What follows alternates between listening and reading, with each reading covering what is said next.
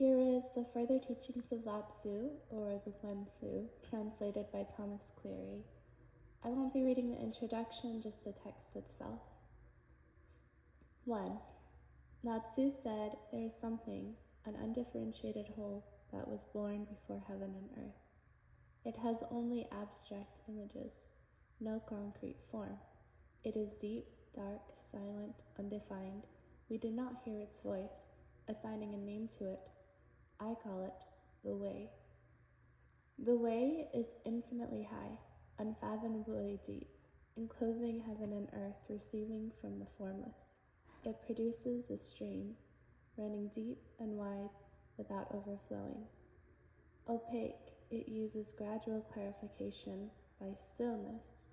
When it is applied, it is infinite and has no day or night. Yet when it is represented, it does not even fill the hands. It is restrained but can expand. It is dark but can illumine. It is flexible but can be firm. It absorbs the negative and emits the positive, thus displaying the lights of the sun, moon, and stars. Mountains are high because of it. Oceans are deep because of it. Animals run because of it. Birds fly because of it. Unicorns roam because of it. Phoenixes soar because of it. The stars run their courses because of it. It secures survival by means of destruction, secures nobility by means of lowliness, and secures advancement by means of retirement. In antiquity, the three august ones attained the unifying order of the Way and stood in the center. Their spirits roamed with creation, and thus they comforted all in the four quarters. Thus the Way affects the movement of the heavens and the stability of the earth, turning endlessly like a wheel, flowing ceaselessly like water. It is there at the beginning and end of things. As wind rises, clouds condense, thunder rumbles, and rain falls. It responds in concert infinitely. It returns the carved and polished to simplicity. It does not contrive to do this, but merges with life and death. It does not contrive to express this, but communicates virtue. It involves a peaceful happiness that is without pride, thus attaining harmony. There are myriad differences in the Way, as the Way facilitates life. It harmonizes dark and light, regulates the four seasons, and tunes the forces of nature. It moistens the vegetable world, permeates the mineral world. The beasts grow large, their coats lustrous. Birds' eggs do not break. Animals do not die in the womb. Parents do not suffer the grief of losing their children. Siblings do not experience the sadness of losing each other. Children are not orphaned. Women are not widowed. Atmospheric signs of ill omen are not seen. Robbery and banditry do not occur. All this is brought about by inner virtue. The natural, consistent Way gives birth to beings but does not possess them. It produces evolution but does not rule it. All beings are born depending on it, yet none know to thank it. All die because of it, yet none can resent it. It is not enriched by storage and accumulation, nor is it impoverished by disbursement and enjoyment. It is so ungraspable and undefinable that it cannot be imagined. Yet, while it is undefinable and ungraspable, its function is unlimited. Profound and mysterious, it responds to evolution without form. Successful and effective, it does not act in vain. It rolls up and rolls out with firmness and flexibility. It contracts and expands with darkness and light. Lao Tzu said, great people are peaceful and have no longings. They are calm and have no worries. They make the sky their canopy and the earth their car. They make the 4 seasons their horses and make dark and light their drivers. They travel where there is no road, roam where there is no weariness, depart through no gates. With the sky as their canopy, nothing is covered. With the earth as their car, nothing is not born. With the 4 seasons as their horses, nothing is not employed. With dark and light as their drivers, nothing is not included. Therefore they are swift without wavering, travel far without tiring. With their bodies unperturbed, their intellects are undiminished, and they see the whole world clearly. This is holding to the essence of the way and observing the boundless earth. Therefore, the affairs of the world are not to be contrived, but promoted according to their own nature. Nothing can be done to help the changes of the myriad beings, but to grasp the essential and return to it. Therefore, sages cultivate the basis within and do not adorn themselves outly with superficialities. They activate their vital spirit and lay to rest their learned opinions. Therefore, they are open and uncontrived, yet there is nothing they do not do. They have no rule, yet there is no unruliness. To be uncontrived means not acting before others. To have no rule means not to change nature. That there is no unruliness means that they go by the mutual affirmation of beings. 3. Lao Tzu said, "Those who hold to the way to guide the people go along with affairs as they occur and act in accord with what people do. They respond to developments in all beings and harmonize with changes in all events. So the way is empty and unrift, even and easy, clear and calm, flexible and yielding, unadulterated and pure, plain and simple. These are concrete images of the way. Empty non-reification is the abode of the way. Even ease is the basis of the way. Clear calm is the mirror of the way. Flexible yielding is the function of the way. Reversal is the normal for the way. Flexibility is the firmness of the way. Yielding is the strength of the way. Unadulterated purity and plain simplicity are the trunk of the way. Emptiness means there is no burden within. Evenness means the mind is untrammeled.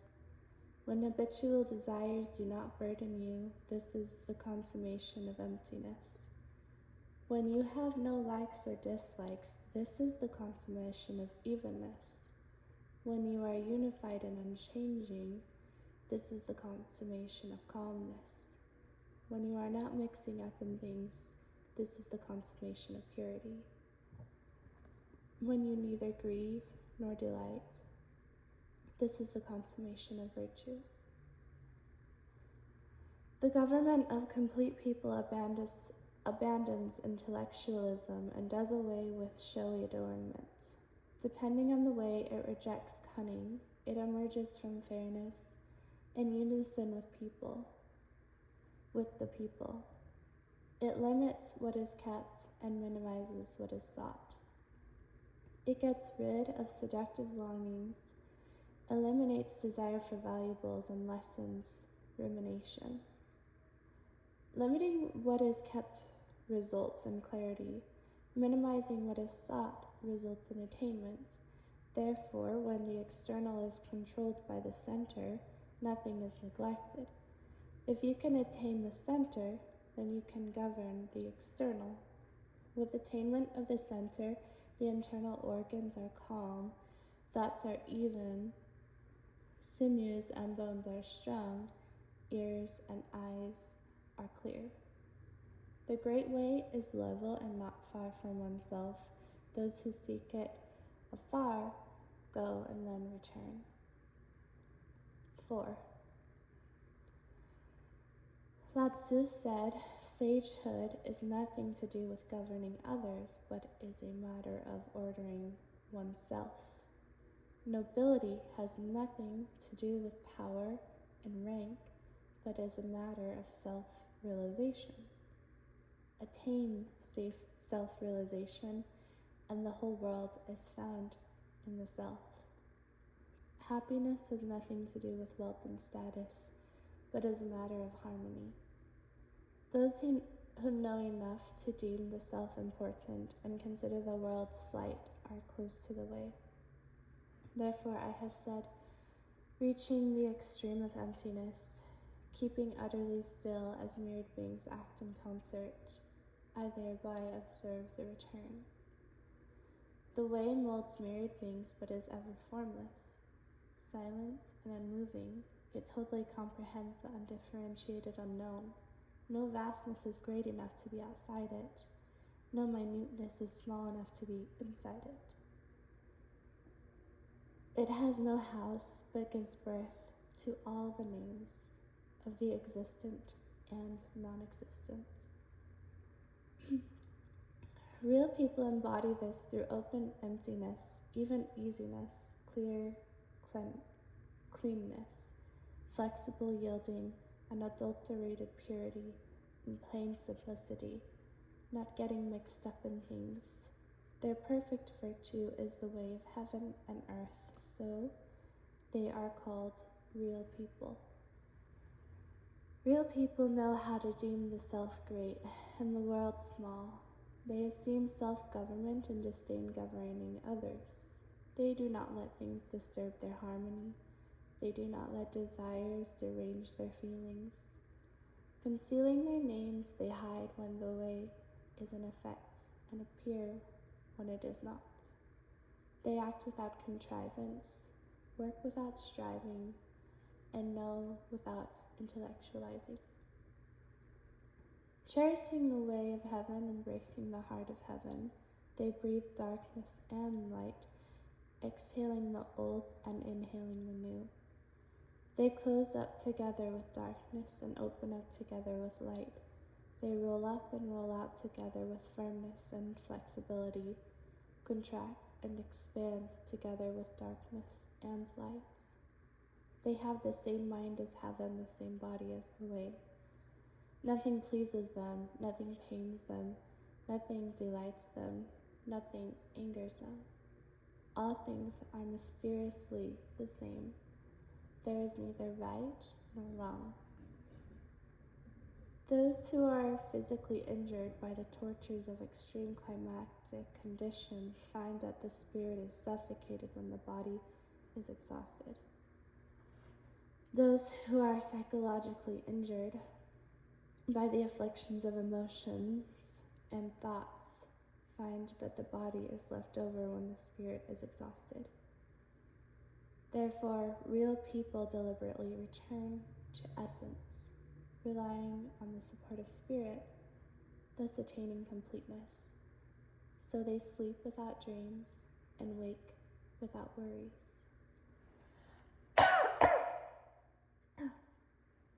5. When Confucius asked him about the way, Lao Tzu said, straighten your body, unify your vision, and the harmony of heaven will arrive. Concentrate your knowledge, rectify your assessment, and the spirit will come to abide. Virtue will be receptive to you. The way will be there for you. Gaze straight ahead like a newborn calf, without seeking, and wherefore let your body be like a withered tree, and your mind like dead ashes. Realize genuine knowledge and don't use twisted reasoning. Keep yourself open, unminding, and you may attain clarity and all-around mastery. How could this be unknowing? 6. Lao Tzu said, those who serve life adapt to changes as they act. Changes arise from the times. Those who know the times do not behave in fixed ways.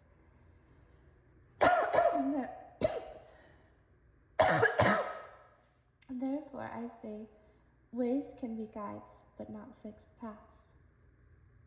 Names can be designated, but not fixed labels. Writings are produced by words, and words come from knowledge. Intellectuals do not know they do not. Constitutes a fixed way. Terms that can be designated do not make books to be treasured. The learned come to an impasse again and again. This is not as good as keeping centered. Put an end to scholasticism, and there will be no worries. Put an end to sagacity. Abandon knowledge, and the people will benefit 100-fold. Human beings are tranquil by birth. This is the celestial nature. Sensing things, they act. This is natural desire. When things come to them, they respond.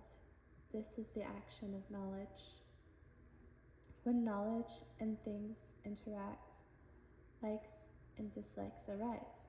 When likes and dislikes are formed, knowledge goes to externals and cannot be returned to the self. So the celestial design disappears. Therefore, sages do not replace the celestial by the human. Outwardly, they evolve along with things, yet inwardly they do not lose their true state. So those who realize the way return to clear tranquility. Those who find out about things end up without contrivance. They nurture the intelligence by calmness, unify the spirit by abstraction, and take to the gate of nothingness. Those who follow heaven travel with the way. Those who follow humans mix with the vulgar. Therefore, sages do not let business disturb the world and do not let desires confuse feelings. They do what is appropriate without scheming. They are trusted without speaking. They succeed without thinking about it, achieve without contriving to do so. Therefore, they are above. The people do not take it gravely, and when they are in front, others do not attack them. The whole world resorts to them. The treacherous fear them, because they do not contend with anyone. No one dares contend with them. 7. Lao Tzu said, when people lose their essential nature by following desires, their actions are never correct. To govern a nation in that way results in chaos. To govern oneself in that way results in defilement. Therefore, those who do not hear the way have no means of returning to their essential nature. Those who do not understand things cannot be clear and calm. The essential nature of the original human being has no perversion or defilement, but after long immersion in things it easily changes. So we forget our roots and conform to a seeming nature. The essential nature of water likes clarity, but gravel pollutes it. The essential nature of humanity likes peace, but habitual desires damage it. Only sages can leave things and return to self. Therefore, sages do not use knowledge to exploit things and do not let desires disrupt harmony. When they are happy, they are not overjoyed, and when they grieve, they are not hopelessly distressed. Thus, they are not in danger, even in high places. They are secure and stable. So, immediate planning on hearing good words is something that even the ignorant know enough to admire. Lofty action in accord with the virtue of sages is something that even the unworthy know to look up to. But while those who admire that are many, those who apply it are few. And while those who look up to that are numerous, those who put it into practice are rare. The reason for this is that they cling to things and are tied to the mundane. Therefore it is said, when I contrive nothing, the people evolve on their own. When I strive at nothing, the people prosper on their own. When I enjoy tranquility, the people correct themselves. When I have no desires, the people are naturally plain. Clear serenity is the consummation of virtue. Flexible yielding is the function of the way. Empty calm is the ancestor of all beings. When these three are put into practice, you enter into formlessness. Formlessness is a term for oneness. Oneness means mindlessly merging with the world. Disbursement of virtue is not overbearing. Use of it is not forced. You don't see it when you look at it. You don't hear it when you listen to it. It has no form, but forms are born in it. It has no sound, yet all sounds are produced in it. It has no flavor, yet all flavors are formed in it. It has no color, yet all colors are made in it. So being is born from non-being. Fulfillment is born from emptiness. There are only 5 musical notes, yet the variations of those 5 notes are so many as to be beyond our power to hear. There are only 5 flavors, yet the variations of those 5 flavors are so many as to be beyond our power to taste. There are only 5 colors, but the variation of those 5 colors are so many as to be beyond our power to see. In terms of sound, when the first note is established, the 5 notes are defined. In terms of flavor, when sweetness is established, the 5 flavors are determined. In terms of color, when white is established, the 5 colors are formed. In terms of the way, when the one is established, all things are born. Therefore, the principle of oneness applies everywhere. The vastness of the one is evident throughout heaven and earth. Its totality is solid, like an uncarved block. Its dispersal is total, as if in a suspension. Though in suspension, it gradually clears. Though empty, it gradually fills. It is profound as an ocean, broad as the floating clouds.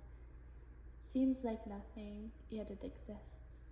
It seems to be absent, yet it is there. 8. Lao Tzu said, the totality of all beings goes through a single opening. The roots of all things emerge from a single gate. Therefore, sages measure a track to follow once, and do not change the original or vary from the perennial. Freedom is based on following guidance. Tact is based on honesty. Honesty is based on normalcy. Joy and anger are deviations from the way. Anxiety and lament are loss of virtue. Liking and disliking are excesses of mind. Habitual desires are burdens of life. When people become very angry, that destroys tranquility. When people become very joyful, that dashes positive action. Energy diminished, they become speechless, startled and frightened. They go crazy. Anxiety and lament burn the heart, so sickness builds up. If people can get rid of all these, then they merge with the spiritual light. Spiritual light is attainment of the inward.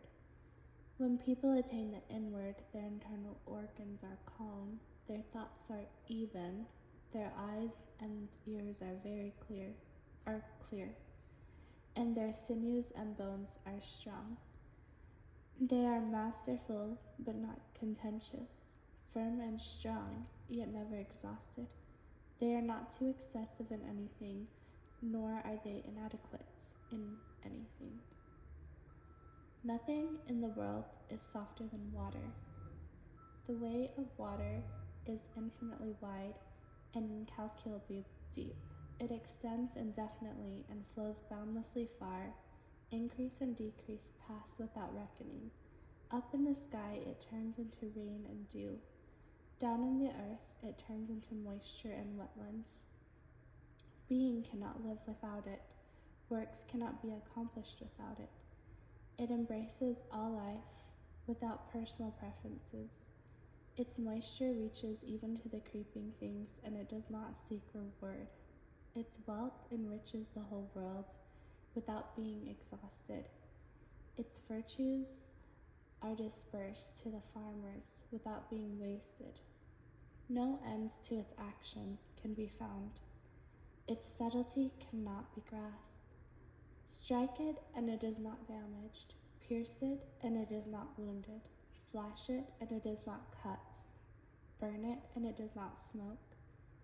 Soft and fluid, it cannot be dispersed.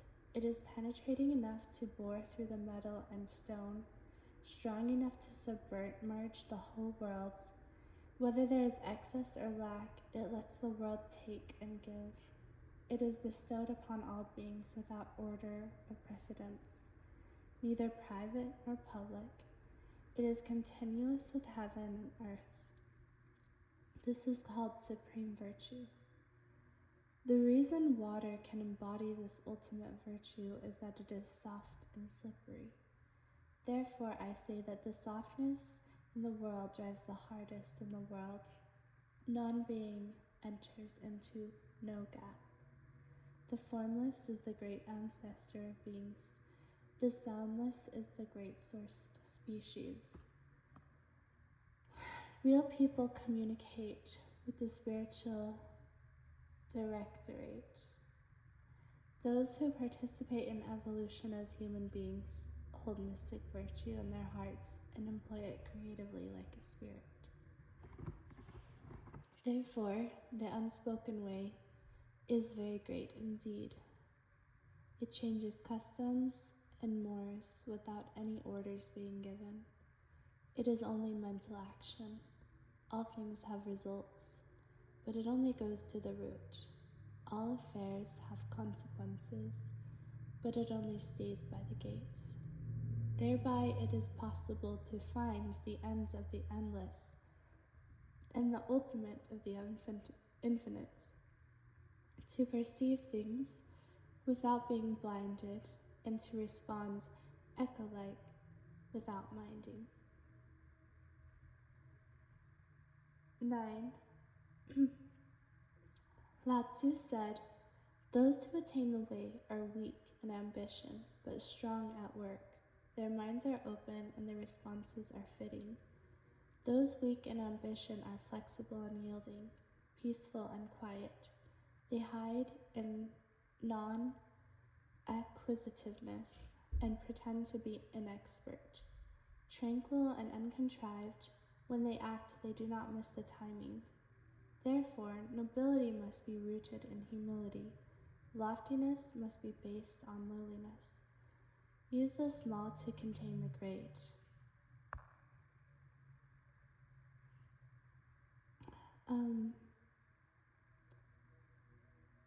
Remain in the center to control the external. Behave flexibly, but be firm, and there is no power you cannot overcome, no enemy you cannot rise above. Respond to developments, assess the times, and no one can harm you.